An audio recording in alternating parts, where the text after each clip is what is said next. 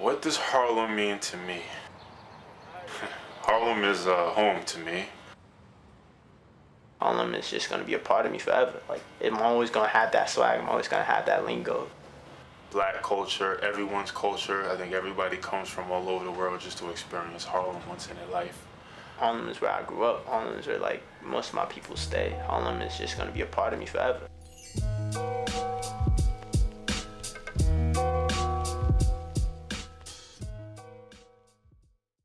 Growing up, I say challenges growing up is just trying to adapt, like, mind you, I was in foster care, so like I was moving from home to home. So just going to my neighborhood, just the first time I met the people in my neighborhood, it was like, oh, who is you? Well, I'm Reef. My neighborhood feels as if it's not the neighborhood anymore. It's like it's becoming something false, something fake, something plastic. They say, is it good or is it bad? Nothing's ever that simple. People ask that about a lot of different things. Everything in the world is way too complicated to be good and bad, right? Y'all is old enough to know that by now. Nothing's just good or bad. So there's good things about gentrification. There's also bad things about gentrification. What inspired me to make that film, Luxurious Poverty, while I was in Douglas, I basically just saw the conditions that we were all living in, and it bothered me. I decided to pick up a camera and just start to film certain conditions as to maybe like find someone who could do something about it. That's what started the process, is people who were in this neighborhood that was completely in despair, trying to uplift their community and make something better out of it. But in the process, it grew into what it is now, which is not what a lot of people originally envisioned.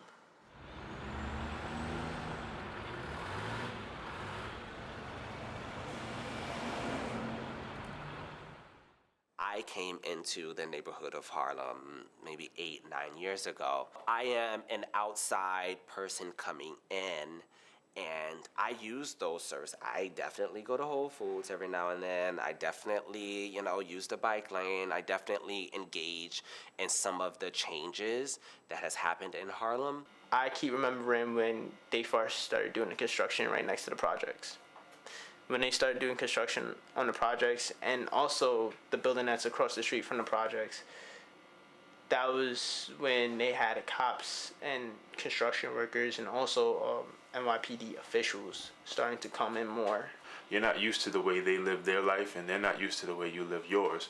So in order for these people to feel comfortable and stay safe in these neighborhoods, there has to be a bulk of police presence that's just there. They need to be visible, they need to be seen, so that more people feel safer to move into these communities, and that they can live there without having to worry about anything happening.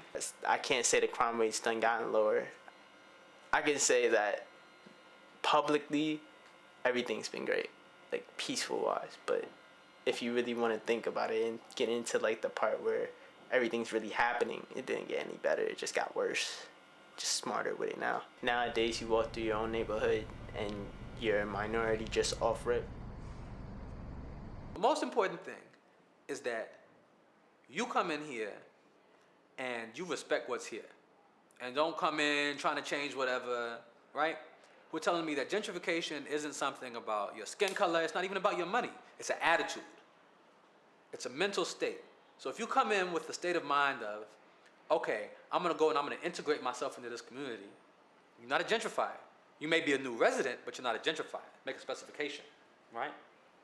Whereas if you come in with the state of mind of, nah, these drummers in this park gotta go, you a gentrifier. No matter if you've been living in that neighborhood forever, no matter if you're black, white, rich, poor, it doesn't matter.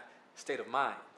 If you're going to call yourself a resident of Harlem, then you have to embrace the whole of Harlem, the whole community, and not just the parts that are affluent or well-to-do. You got to reach down in the gutter and pick a brother up, pick a sister up. That's what we all got to do. So if you want to be here, do that. And you won't be seen as a gentrifier. You'll be seen as a brother and sister in arms, shoulder to shoulder. Let's get this done.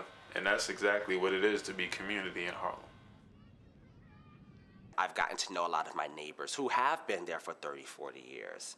And doing that and going through that process, that educated my creative work with Little Apple. Little Apple is a sci-fi drama series that follows a little Harlem girl as she develops special abilities and decides to use those abilities to dismantle systems of oppression. I've been screening mostly for Harlem-based communities. I think that it's important that I find a way to get it directly to the people that need it the most. People have been residents of Harlem so long, they don't know anywhere else to go. And they're still here, living on the street, living on the east side of Harlem. You know, they don't have places to go, but they love this place so much because it's their home. This is all they know. And you need to understand when you walking by them with your Ferragamo shoes on your way to your high-powered or high-priced job, these people been here before you, and they're going to be here after you. Whether they live in an apartment or not, this is love.